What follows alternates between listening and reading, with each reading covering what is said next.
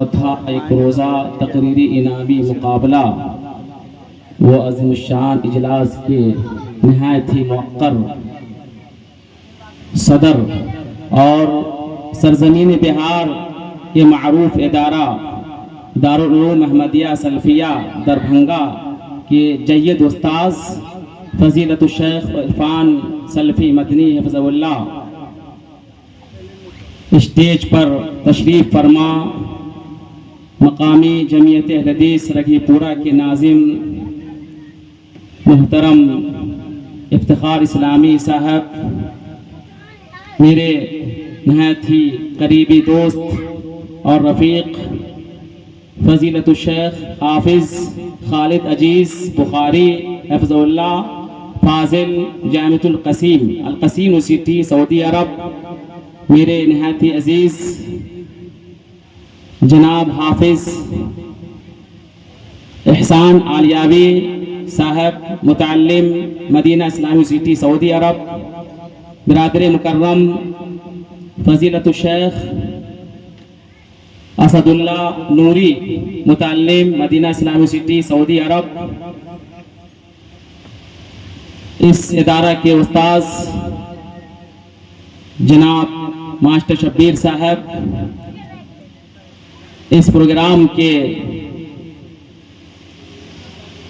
نوجوان ناظم اور میرے عزیز شاگرد حافظ عبد المغنی متعلم جامعہ امام ابن تیمیہ، میرے روبرو گاؤں اور علاقے کی معزز شخصیات، اہل علم حضرات، بچے اور بچیوں کے گارجین، والدین، ماں اور باپ اور دیگر سامعین و سامعات اور مدرسہ الامین السلفیہ رگھی پورہ کے عزیز طلبہ و طالبات، یہ ہمارے لیے نہایت ہی خوشی اور مسرت کا موقع ہے۔ میں بہت کچھ کہنا چاہ رہا تھا لیکن وقت کافی آگے جا چکا ہے۔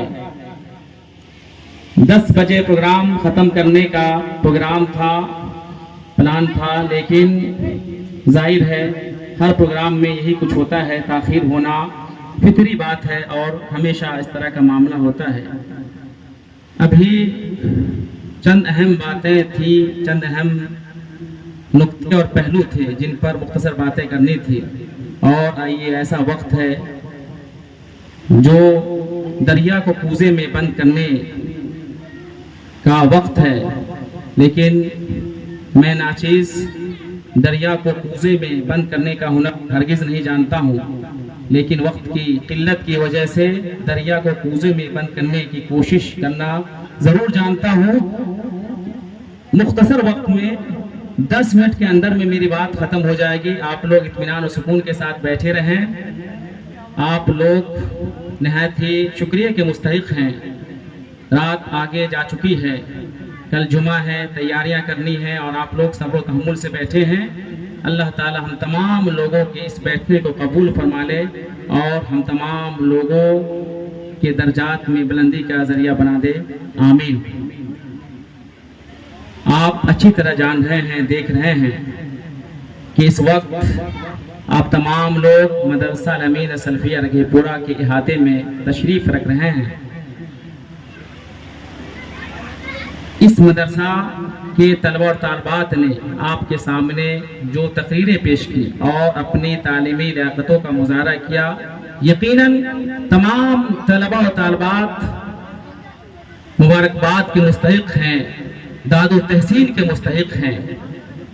انہوں نے کس خوبصورتی کے ساتھ اور اتنے اچھے انداز میں ننے مننے لب و لہجہ میں اپنی اپنی باتیں پیش کی، واقعی میں جن کے اندر شعور ہے، فہم ہے، سوچنے سمجھنے کی صلاحیت ہے، اچھے برے میں تمیز ہے، یقیناً انہوں نے محسوس کیا ہوگا کہ ہمارے یہاں اس رگھی پورہ میں، مدھوا پٹی میں، ہماری بستی میں اور پورے علاقے میں بچوں کے اندر کافی ٹیلنٹ پایا جاتا ہے، کافی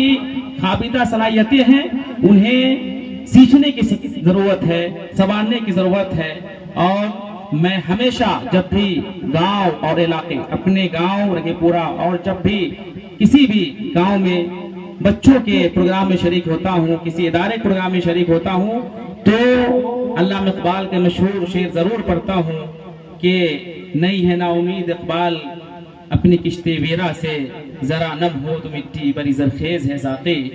واقعی میں اگر ہم تمام لوگ خلوص کے ساتھ اللہ کی رضا کے لیے محنت کرے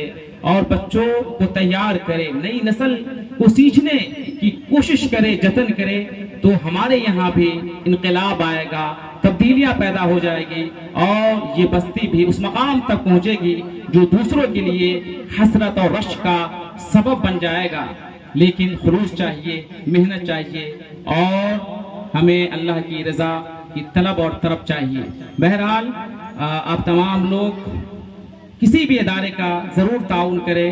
یہ ادارہ اسلامی مرکز ہوا کرتا ہے، اسلامی قلعہ ہوا کرتا ہے، اور مختصر طور پر آپ یوں سمجھ لیں کہ یہ دینی مدارس نہ ہو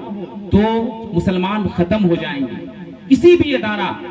کسی بھی شکل میں چل رہا ہو، کسی بھی حیثیت میں چل رہا ہو، اس کی بڑی اہمیت ہے۔ عباسی دور کے ایک بادشاہ نے ایک مدرسے کی بنیاد رکھی، ایک ادارہ قائم کیا،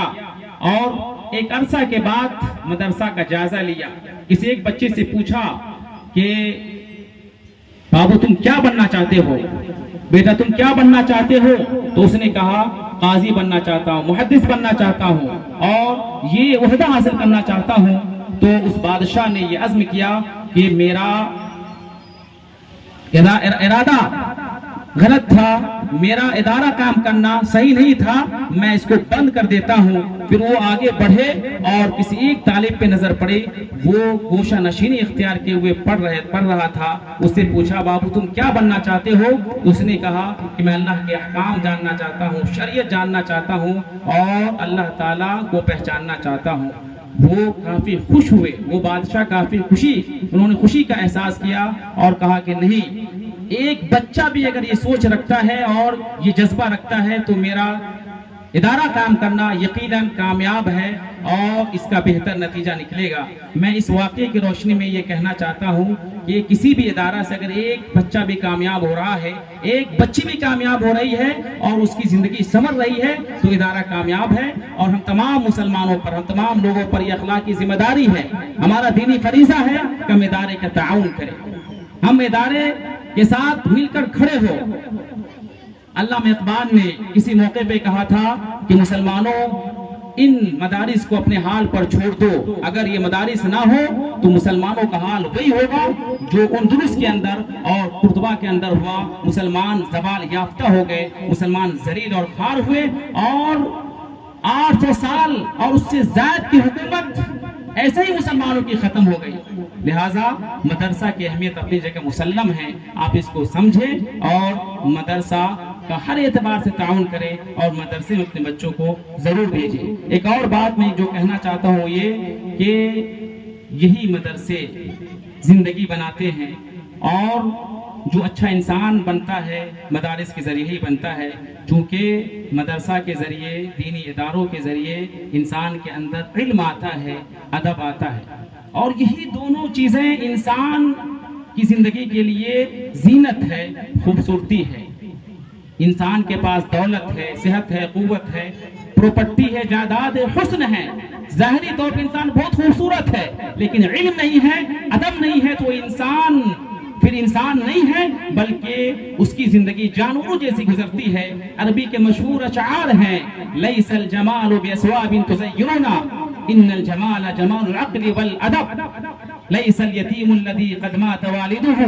بل یتیم یتیم العلم والادب۔ عربی شاعر کہتا ہے کہ خوبصورتی ہمارے کپڑوں میں نہیں ہے، جو پینٹ شرٹ، جو کرتا پیجامہ،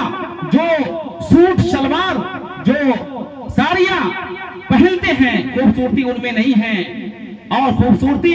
ظاہری جسم میں نہیں ہے، خوبصورتی ٹیپ ٹاپ میں نہیں ہے، ہمارے چہروں میں خوبصورتی نہیں ہے، خوبصورتی گورا پن میں نہیں ہے، بلکہ خوبصورتی علم و عدم میں ہے۔